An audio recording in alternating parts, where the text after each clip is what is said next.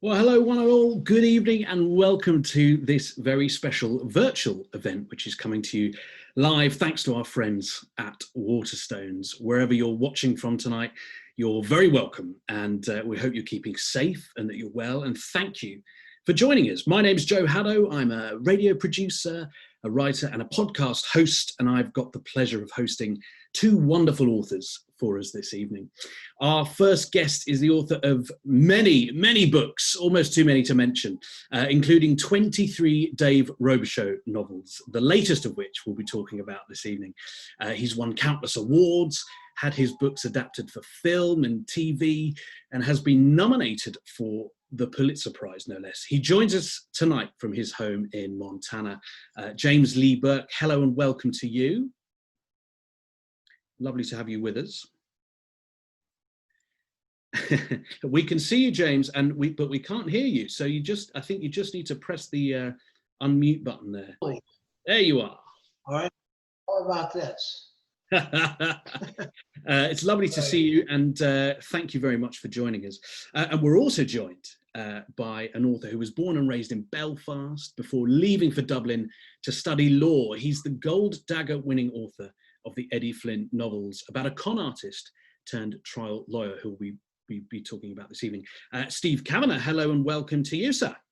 Hello. Hello.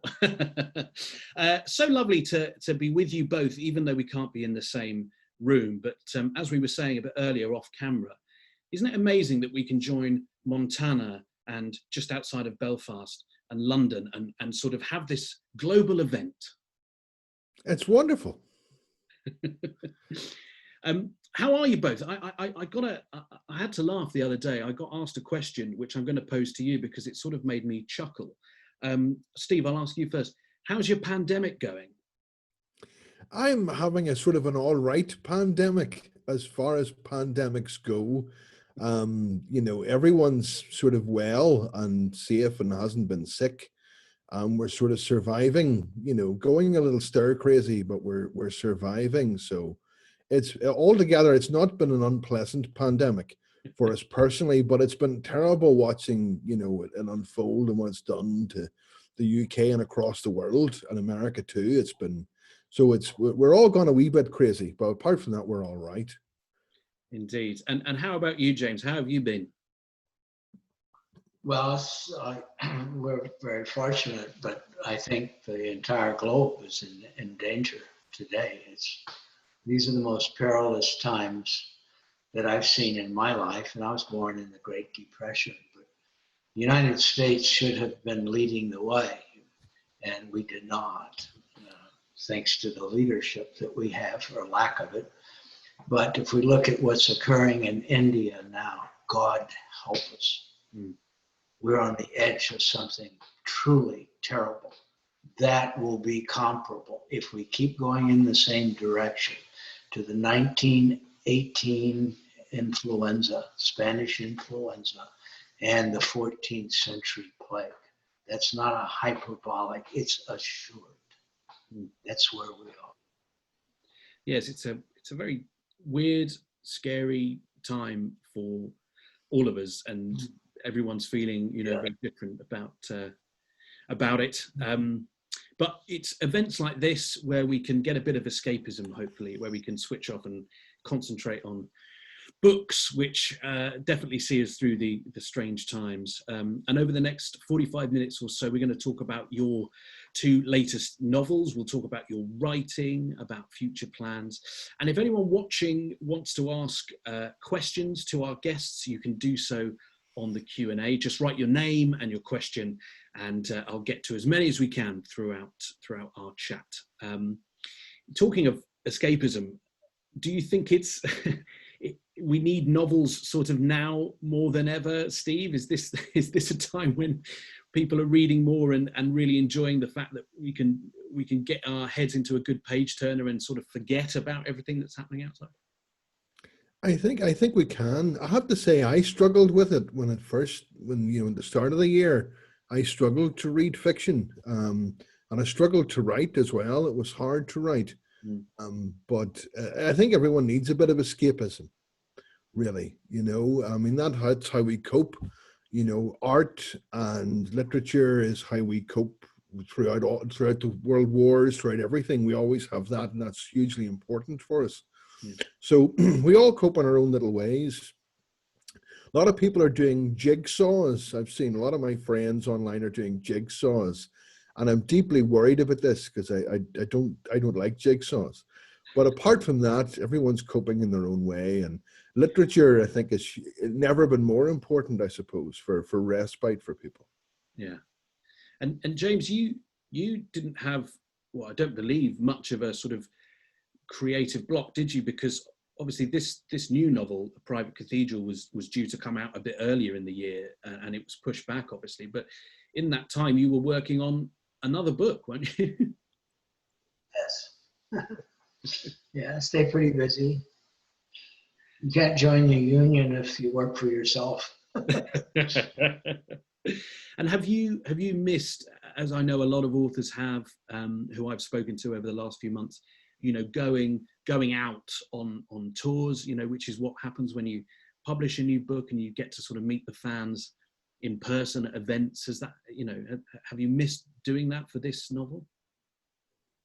Well, my wife and I toured for many years, 15 years. We were on the circuit, but I quit in 2005 because of vertigo. But yeah, it's wonderful to be on the circuit and in bookstores with people. Yeah, it's a grand experience. And, you know, to have an audience that's intelligent and, you know, people of goodwill. You don't meet many bad people in the book industry. No, you don't. Publish very few. You have few negative experiences. That's been my history, at least.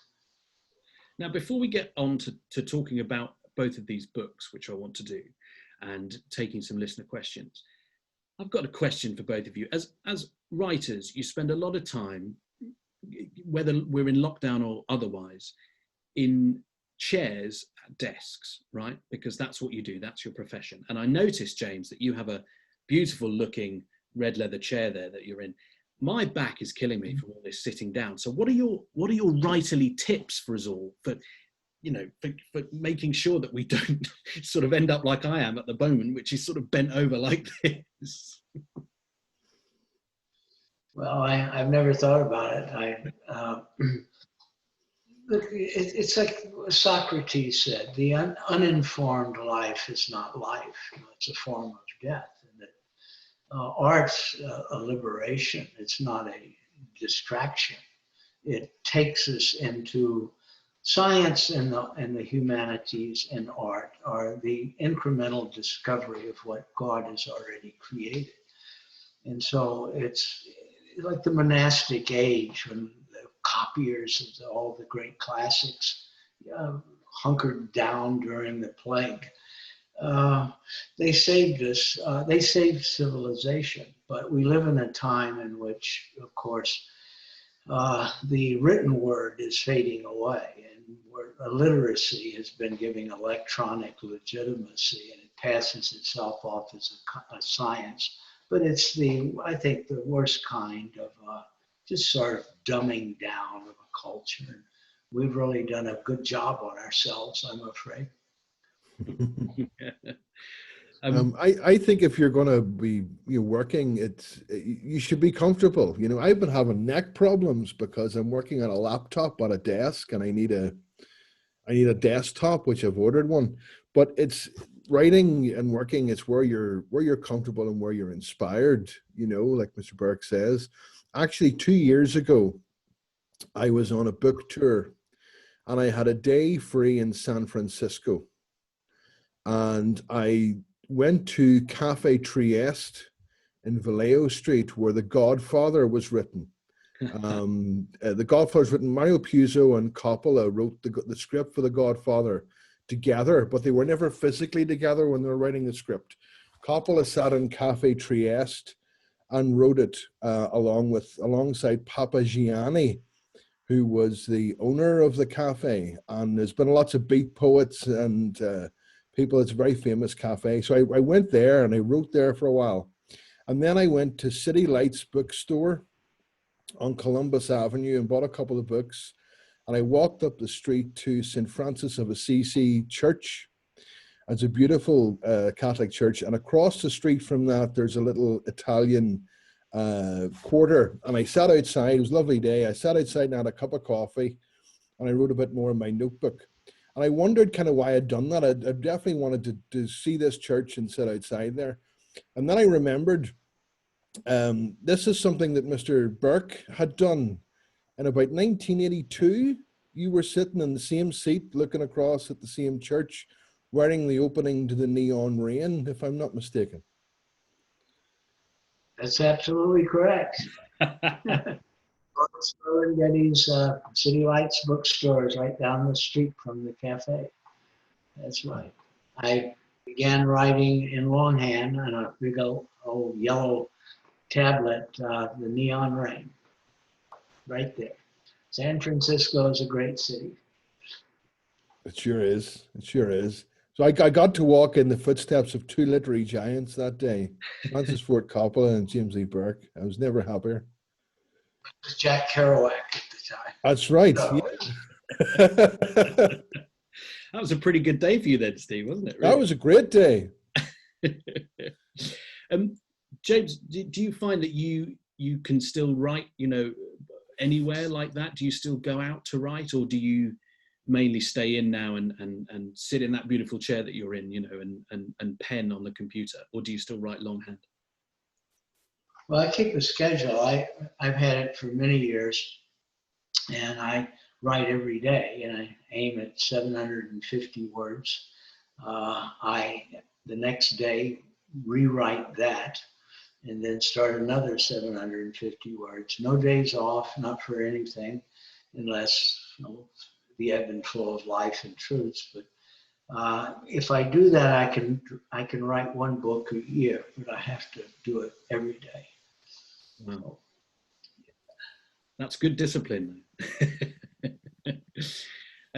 Let's talk about A Private Cathedral then, James, your latest novel.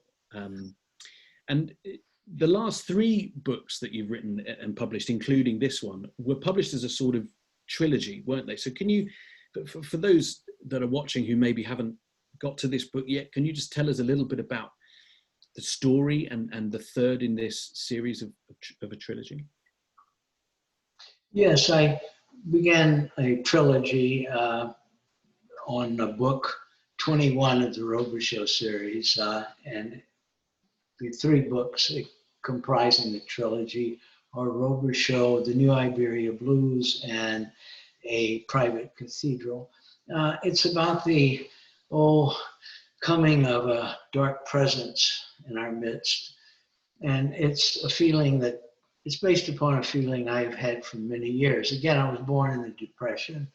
The first administration of Franklin Roosevelt. But I've always felt that the real incubus in American history is nativism. And it goes back to the 1830s and then the 1840s with the Irish immigration, and later in 1890s, the Italian immigration. But that spirit, if we call it that dark spectrum of violence, vigilantism, cruelty, intolerance, organized stupidity, and arrogance, that has been with us all these years. We've never adequately dealt with it or recognized it.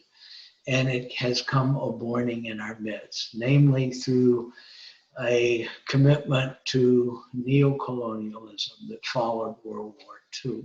We walk in the same sand as the Brits and the French. I think we'll come to the same end. And now we find ourselves with a man who may be a buffoon, but he's a buffoon with a black soul.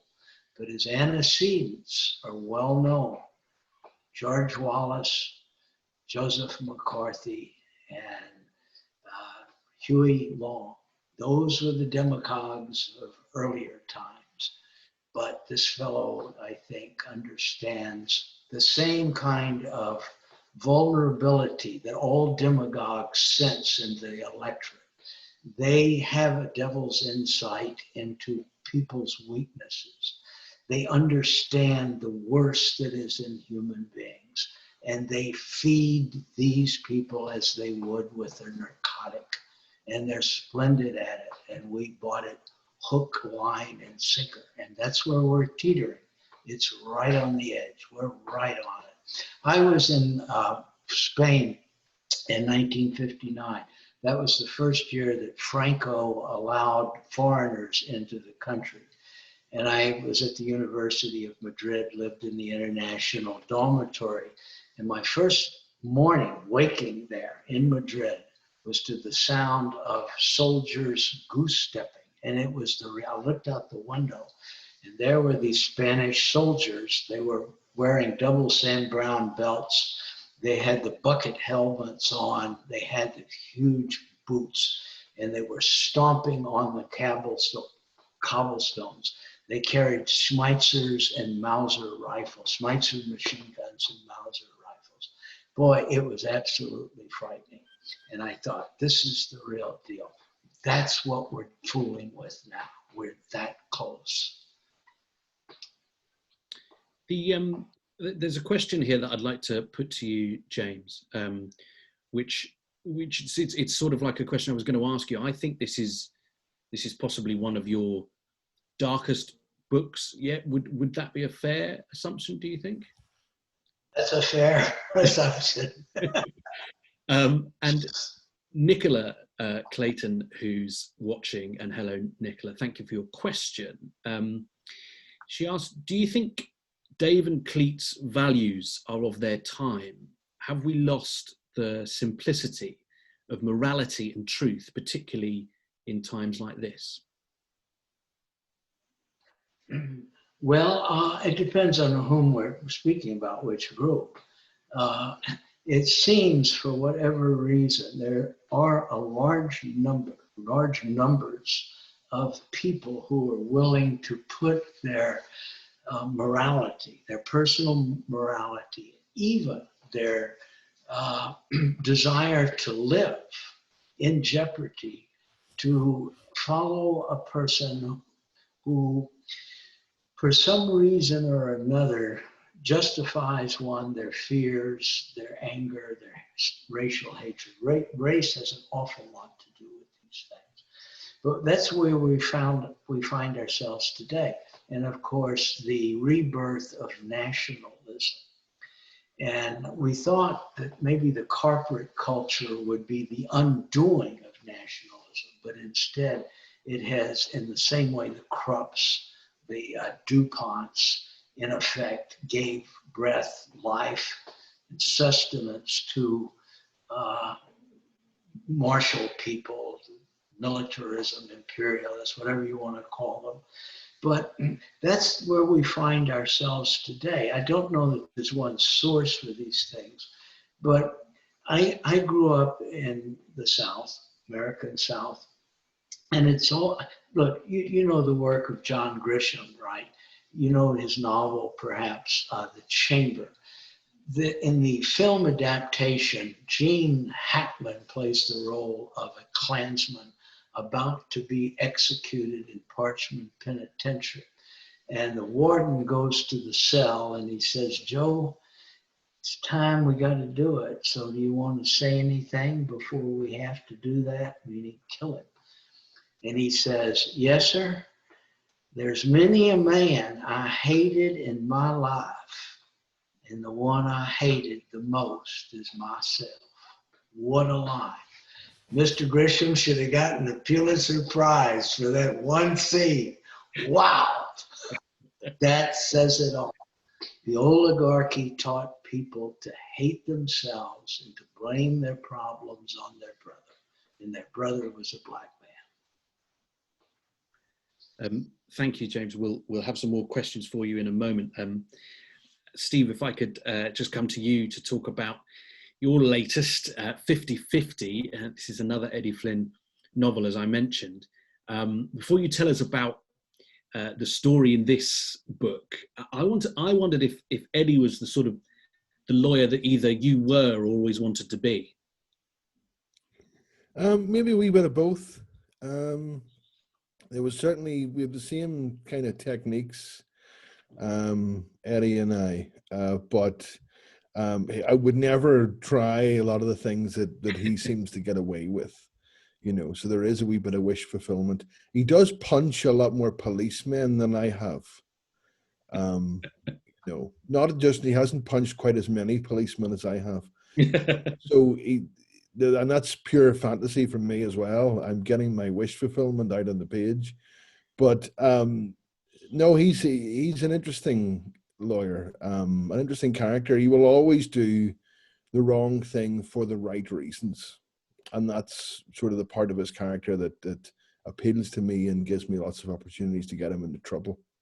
Indeed. And in this latest novel, two sisters are on trial for murder. They both accuse each other. So tell us a little bit more about what he's up against. And Sophia is the sister that he's representing, and Alexandra is the other sister. Tell us about that. Yeah, well, the book starts off with two 911 calls. So one of the sisters calls the police and says she's found her father murdered, and her sister has killed him, and they both do this. So they're blaming each other, and they're put on a joint trial, where it's one jury, and they're blaming each other. And Eddie's representing Sophia, as you said. There's another character called Kate Brooks, who's representing the other sister, Alexandra. And it gives me a lot of opportunity to play out how a joint trial happens. You know, they're rare enough in America. You know, normally they split the trials for tactical reasons. But a joint trial where two defendants are blaming each other, it's called a cutthroat defense, where each defendant destroys the other's credibility, and all the prosecutor has to do is to hand out the razor blades. So it's an interesting milieu, and there's 2 points of view. There's Eddie and the other lawyer, Kate, and there's a third point of view, which is simply known as she, and that's one of the sisters who is the real killer, but you don't know which one she is. But the book gave me, I mean, the title 50-50 is not just about which sister's guilty. It gives me an opportunity to explore a wee bit about what's going on in America now. As James said, you know, it's a very divided nation now, I think.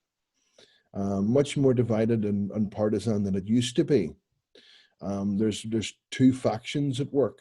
And you know, that gives me a lot of opportunity as a novelist to explore that and where this, I mean, there's a character and a judge in the novel who is, you know, very right wing, and that's something that's always fascinated me about America, in that you have judges who exert their political opinions in their judgments, which shouldn't really happen at all, and you know, it doesn't really happen here, but it's all fertile ground for the novelist. I just wish it wasn't quite so fertile. I wish it was all a wee bit better than it actually is, but it gives us something to write about, I suppose.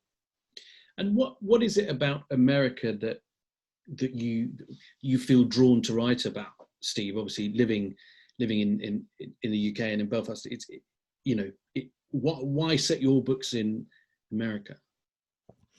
Few reasons, but I loved American crime fiction from a young age, and that's a huge part of it. You know, Mr. Burke was among one of the first American writers that I read and loved from an early age, and his novels are hugely important to me, and it's a brilliant honor to be doing this with him. Michael Connelly's another one of my favorite writers, Dennis Lehane, Ross MacDonald. So I loved all of that. And John Grisham, as he's mentioned, is a big influence on me. And the American legal system gives you a lot more scope for stories, I think, because it's so unfair. You know, for the type of character I write about, who's a kind of an underdog defense lawyer, who's used to be a con man, that gives me the perfect setup for this book, because Eddie, who is a con man who cons and cheats his way to the right result, for the just result, is the only real, you know, just and honest character in the whole justice system, shall we say. So that sort of amuses me and gives me plenty of scope for my books. Right. A question from Elizabeth Coombs here. Hello, Elizabeth. And this is for you, James, if I may. Elizabeth says she loves your books, wants to know where you get your inspiration from, something we've sort of touched on, but she wants to know where that inspiration comes from for each novel. Well, that's a very good question. This is my feeling. The story is in the unconscious, and I subscribe to the thinking of the great psychoanalyst Carl Jung, who believed that inherited memory is contained in the unconscious. It's genetic, and there's a story in each person. The clue or the problem is, how does one find the conduit into the unconscious? And I've always believed that one way or another, there are people who are chosen. And of course, this is a great vanity to say this, but the source is outside of ourselves, the conduit, call it what you will. William Faulkner, right before his death, said, "Had I not written the books, another hand would have written them for me." Right before the death of Ernest Hemingway, and he took his own life, he said that he reread the manuscript of The Old Man in the Sea, and it was as though someone else wrote it. They were both saying the same thing. It's a peculiarity of art. It reminds me of the recruitment of posters during World War II of Uncle Sam pointing a finger and saying, "I want you. You're it. You don't have a choice, bub. Get your khaki underwear on." That's what it's like. You can't find it. You can't go out and research it. It cannot be given to you by an instructor. The most neurotic people in the world, people who make movies, if you've ever been on a movie set, you know this to be true. At any given moment, there are 100 people at work behind the camera. This is an army of people who glow with neurosis. These were people who were kicked out of the French Foreign Legion for immorality. These were people who were shot out of a cannon, who have scorch marks on their heads from electroshock. These are people who were denied access to the asylum. And they make films like The Godfather and Gone with the Wind and 1939, Judy Garland, The Wizard of Oz, the greatest art on earth. It's in Hollywood, the place that the right wing loves to denigrate, even though we elect actors to president through the presidents. But it is the secular cathedral of America. And the point is that it is a gift. But if the enemy of all art and of all writers are 5 words, I, me, my, mine, and myself, it's like drinking poison. That the ego, where the id, where the source of the gift is, where it's ironclad down there in the unconscious, it will be taken from the person and given to someone else. I have never seen the exception. And I've said this before, that humility to an artist is not a virtue, it's a necessity. And so I've always believed the story is there. It's in the paper, it's in the pulp that made the paper, it's in the heart of the tree that made the pulp. But that's how it works, and you can't buy it. But every artist knows this. He knows that for some reason he was given this particular insight into the truth of creation, and he doesn't care what anybody has to say about his work, whether they like it or they don't like it. He couldn't care less. And I taught creative writing quite a while. And sometimes kids would say, "Hey, Jim, do you think I got it? You think I have talent?" And I would have to find a way out of that question because he had asked the wrong question. No writer, real writer, asks other people if he has talent. George Orwell said it all in an essay called Why I Write. Great story. Great. I mean, Orwell was just a titan as a writer. But I didn't mean to run on. Excuse me. Wow, that's brilliant. I was just wanted you to carry on, James, to be honest. Yeah, me too. Steve, I know you're a big fan of Mr. Burke, and of course, at any point, if you want to jump in and ask some questions about his books, please do. Just on we were talking about Hollywood there, and Nigel has sent us a question. And this is about the rights to the Rugby Show series, James. He says, with Walt Disney buying the studio recently, I think that means Fox, do you have any idea what's happening with the proposed adaptation for TV? Is it in Hollywood limbo, asks Nigel. Well, yes, it's under option and under contract. And I'm not supposed to, it's a little bit, against the grain to speak for what other people are doing, but yes, it's under contract, but I don't, look, an adaptation remains an adaptation until you see it on the screen. And I've been there many times, right to the edge of just enormous success and seen it go away, puff, just like that. And then but look, but here's the reality. It's not luck. In order to publish or to be successful in any of the arts, you have to do it every day. And it's not just some chance and accident that creates a book or a showing in an art gallery. You have to be there for it all the time. And then eventually, when you put aside desire for success and money and fame, it'll find you. Those things will find you. I learned this when I was 20 years old. I worked a little offshore in offshore oil exploration.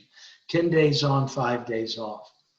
Back on shore for those 5 days, I would write, and I was just 20, and I would put I wrote poems and stories and sent them off all over the country and in Canada. And then I'd mail them at the post office. I had a rented box, go back on the hitch, as we call it, back out on the water. 10 days back on land, all my rejections would be in that box. But I learned a formula and a mantra that I tried to live by thereafter. Never let a manuscript stay home longer than 36 hours. Give yourself 36 hours and then have it in the mail again. You just keep submitting your work and you move on and keep writing, but you keep your work out there. Eventually the right person will find it. A man who was in the Lincoln Brigade, the Abraham Lincoln Brigade, his name was George Poole. I met him in Los Angeles in 1963. He had been at the Battle of Madrid. Can you imagine? Anyway, he introduced me to an agent, and the agent sold my novel, Half of Paradise, which I wrote when I was 23 years old. It got a 6-column banner review in the New York Times. That's a fact. It's the best review I ever got. It's been downhill. You keep that. Am I right in saying, though, Mr. Burke, that there was the Half of Paradise, there was another book, and then there was a bit of a break for a while? Yeah. You went, was it 13 years you went unpublished? Is that right? Yeah. And 13 years. The Lost Get Back Boogie. Yeah, that was that manuscript went around a lot, so I've heard. 111 rejections over a 9-year period. And I had published with Scribner's, Houghton Mifflin, and Thomas White Crowell. And I thought my career was made. And then I went 13 years out of hardback print. And I still have novels that I have never published and will not publish. And but it was a long period of really hard work, and rejection's not easy. I mean, if every day of your life you get something in the mail that says, marked loser, that's on the envelope, and your manuscript is inside. But that's a fact. And LSU Press finally, I sent it finally to my manuscript to LSU Press, and it was nominated for the Pulitzer Prize. The novel, Lost Get Back Boogies. A friend of mine used to say to me, Jim, your career was like a man getting rich and going broke 3 times.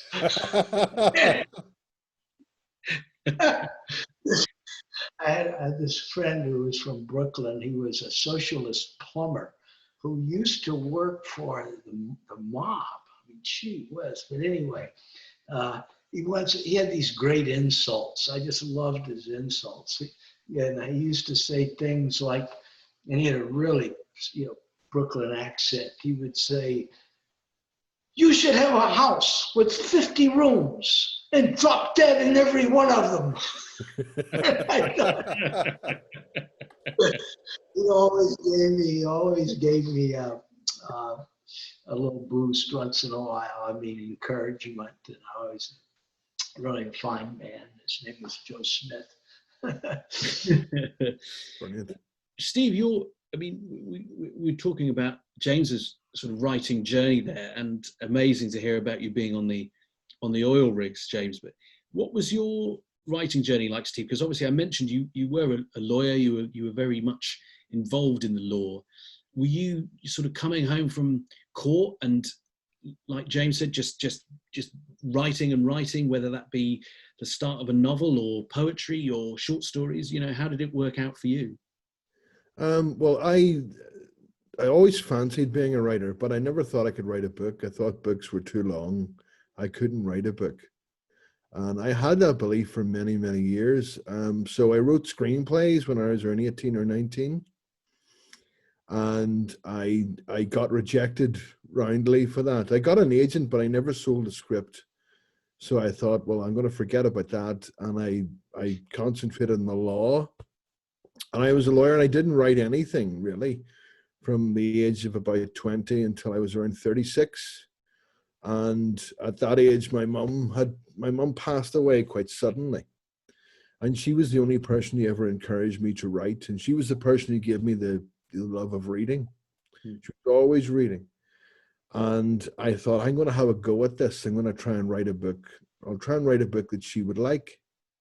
So I started writing, and that was my first novel, The Defense. So those were the first words that I wrote, in fiction or of anything, for 15 years. And it was hard. So I was coming home at night, and I have a young family as well. So I was seeing them, and when everyone went to bed around 10:30, I would start writing, and I would write till 1 or 2 in the morning, get up early and go to work, and do that every day.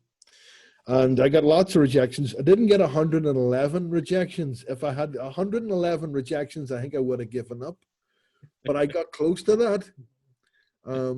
But I got my way in. And I got a publishing deal for a few books. And the books sold, but nobody bought my books. That's the thing.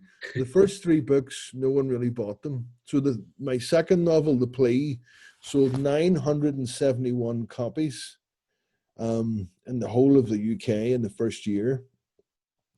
And it wasn't until I wrote a book called 13 about a serial killer on a jury that my career took off. And that sold well, and that sort of that book really saved me. And thankfully, to touch wood, 50/50's done well as well. So I have a career now at doing this. I've given up the law. I'm now a recovering lawyer.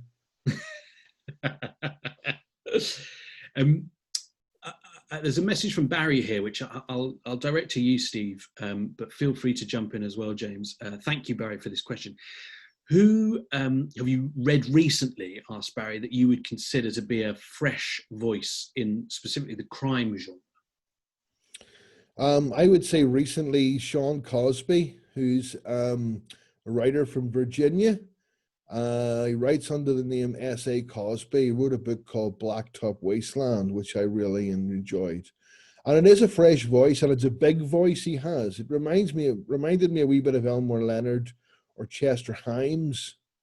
But it is uniquely his own, but he has a fabulous voice, that guy.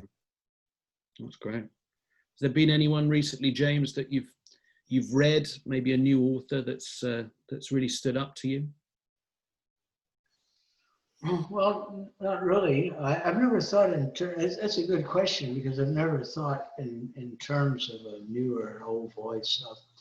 The best writers probably in American literature were publishing between 1920 and 1940. That bunch was pretty hard to beat. And then many of that group ended up in the war, and they wrote great books after the war.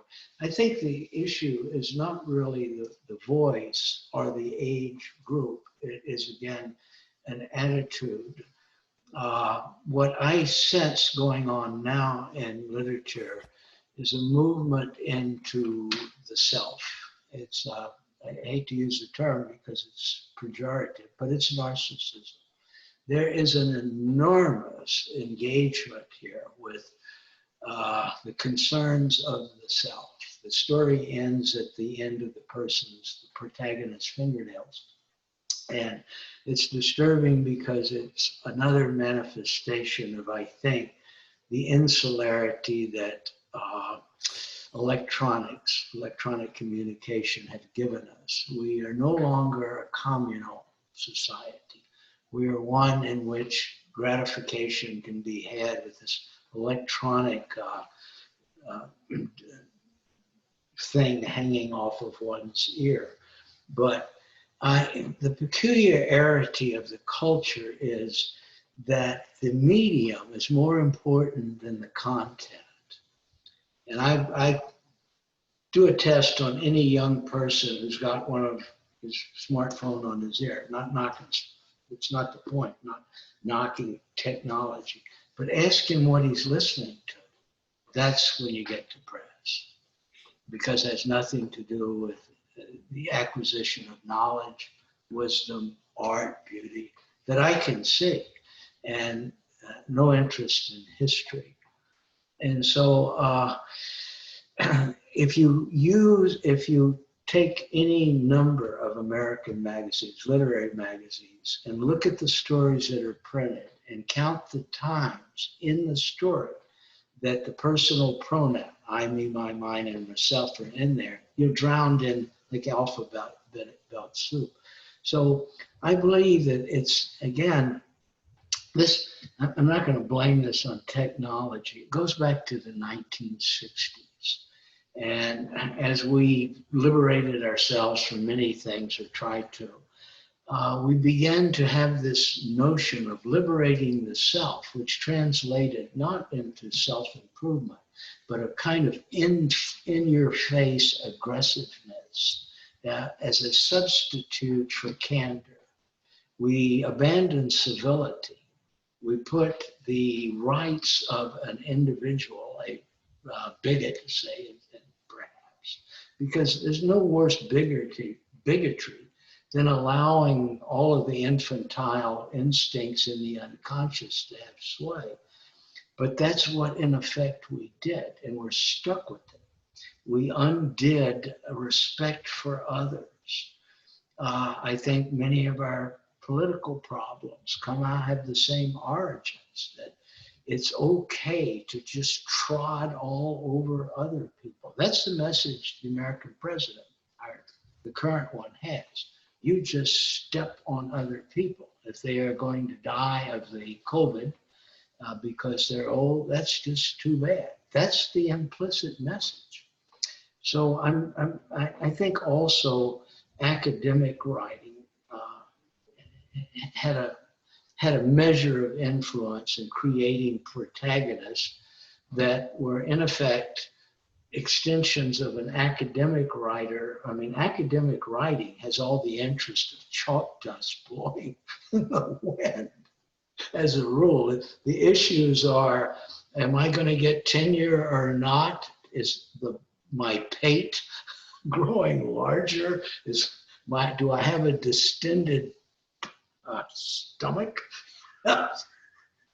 This is not the stuff of Ivanhoe and Macbeth and the road to Roncesvalles. This is the most boring, inane stuff. I don't know how anyone sells it.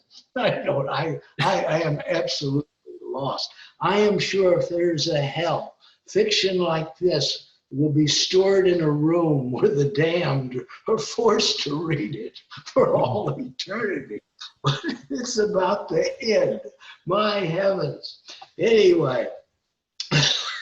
No, I think you're right when it comes to sort of American literature, or the American literary genre seems to be lots of people, and there's a well-stocked phrase.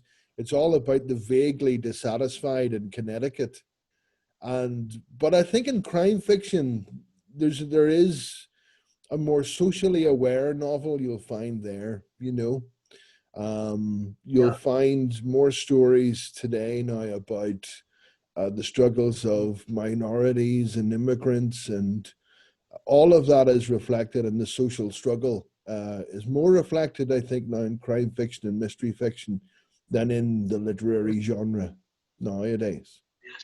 And do you think that's important?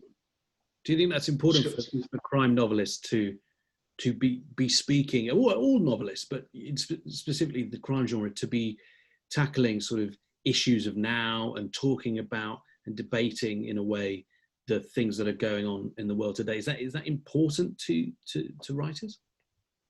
It's important to me, I think, and it's important, I think, to most crime fiction writers. There are a few writers who aren't interested in what's going on, and they'll just want to tell their story, and that's fine. But for me, I want to be able to, particularly writing about the legal system, I want to be able to lift the veil and say, this is how it really works. This is how corrupt this whole thing is, despite what you may think. And if I'm entertaining someone while I'm showing them that, then I think it sinks in a little bit better. Do you know what I mean? And I know this is something that you've done in your fiction as well, James. Well, thank you. Yes, and I agree with you absolutely. What we call the crime novel today is actually the sociological novel of the 30s and the 40s. And film noir has had a big influence also on what we call crime fiction today. But the measure of a society is, in my mind, always taken only accurately from the bottom up, not from the top down. And that's what, again, what we call crime fiction has done. Think of the great American writers during the 20s, the 30s, and the 40s. People like James T. Farrell, Erskine Caldwell, John Steinbeck, Martha Gellhorn, Hemingway's third wife. There were so many who wrote so beautifully and with such great poignance about the dispossessed and those who had no voice.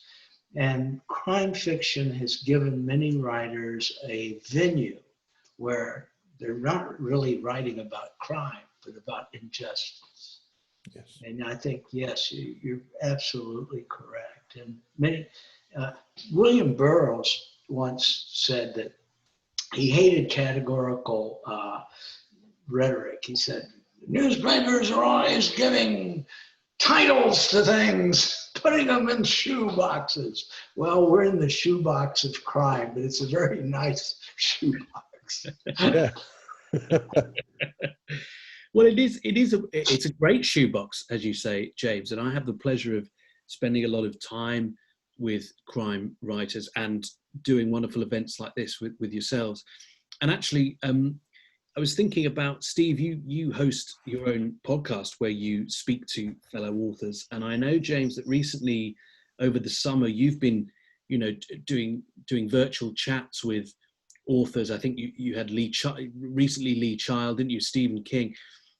And I suppose my question is about that community, because it is a lovely shoebox to be in. But do you find that talking to each other a bit like this and doing your podcasts and virtual events is helpful to you? It's I suppose what many people who work in an office might consider, that bouncing things off their work colleagues. Is that what it's like for you to talk to fellow authors? For me personally, not so much bouncing ideas off each other. We mostly talk about music or books that we've read and enjoyed, or stupid stuff. We rarely talk about our own work. I don't think I've ever talked about my own work with another crime writer, really. There's nothing, would be no worse conversation to have, I don't think. And certainly if there was a crime writer who did want to talk about his own work, I certainly wouldn't be talking to him that much. I don't think any of it would. But we tend to make each other laugh, and at these events we would have a beer and a bit of crack, as the Irish say. But that is important to do that, because you go away feeling inspired, even if you haven't talked about craft. But sometimes someone will say, "God, I'm stuck on this book. I'm halfway through," and they don't want any solutions. It's just good to know that writers who are, much better than me, they struggle with this as well, and that makes it all a much more, I don't know, it makes it much more, you feel closer, I think, to writers of a better caliber. Certainly I do, when I know they struggle just as much as I do. It makes things, oh, this is okay. This is supposed to happen. You're supposed to struggle. We've got a couple of minutes left, and I just want to look ahead to the future, not the sort of pandemic world future, but just in terms of your next projects and what you're writing. We've spoken about 50/50, we've spoken about a private cathedral, and James, I mentioned right at the top that during the time that this book was meant to be published, you were finishing another one. So are you allowed to tell us a little bit about that and what we might expect from you next? You speaking to me? Yeah. Hello? Okay. I finished a short book titled The Pillars of Heaven. It's about migrant farm workers in 1962 in Trinidad, Colorado. Man, it's a whammaroo of a book, too. And that already sounds amazing. Is that coming next year, do we think, possibly? May of 2021. Fantastic. And Steve, there's been a lot of love for a character in 50/50 called Kate. She's sort of really resonated with readers. I just wondered, in future projects, books, is there a plan for her to sort of surface again? There is, yeah. I don't know what book I'm publishing next, but I have another Eddie Flynn I'm working on now, and Kate is certainly in it, I can say. So yet there are plans for her to be in the next book. Is all I can say. I don't want to give too much away, but yes, there will be another Eddie Flynn. I just don't know when. But yeah, she'll be there. She'll feature in that. And before we sign off, a question for both of you about your characters. I'm talking specifically about Dave and Eddie here.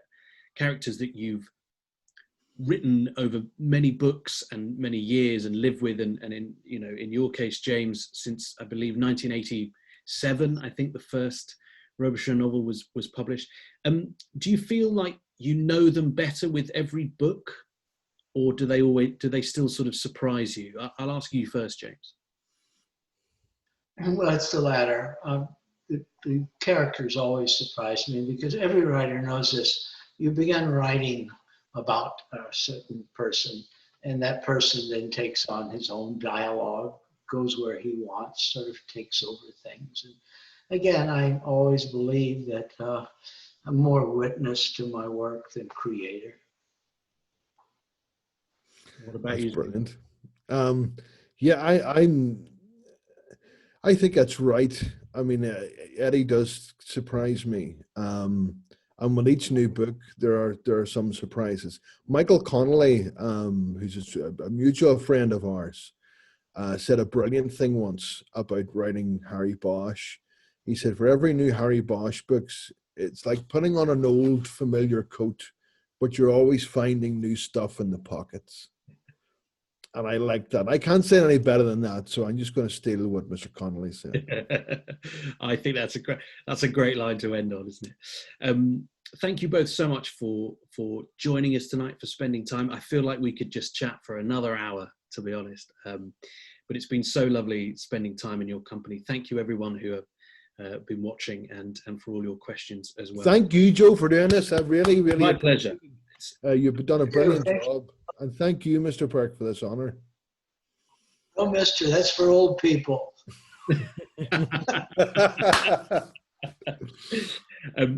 A Private Cathedral by James Lee Burke is out now. It's published by Orion, as is 50/50 by Steve Cavanagh. Oh yeah, that one looks like that. The other one looks like that. And hey, they're both available from Waterstones if you haven't got yourself a copy yet. Thank you both so much, and we wish you the best of luck with the new books. And James, we hope and pray for something good in November. Thank you, sir. Vote Biden. Cheers, guys. Thank you so much. Thanks, folks. Bye. Thank you. Bye.